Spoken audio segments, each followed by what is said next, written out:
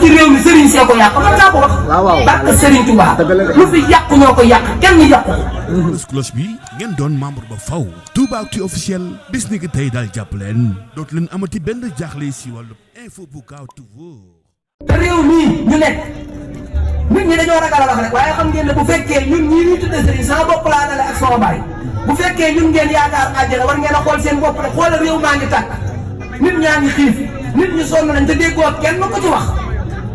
waaw bu fekkee ñun dañoo ragal a wax ngir Macky Sall sekk yu ñuy jox wala ministre bi lay seet si léegi ñu bëgg yow boo demee ci kanamu yàlla boo sonn ñu dox sa digg ak moom xam nga ne sëñ ko bokkul a dëgg de adduna bi doomu sëñ bi mënut a dox sa digg ak coono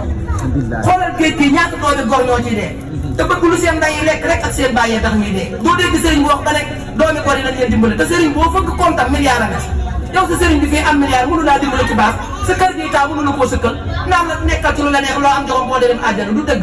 amul murit amul tijaan ku ko wax waxoolu am barke Serigne Touba da ngay wax lu la neex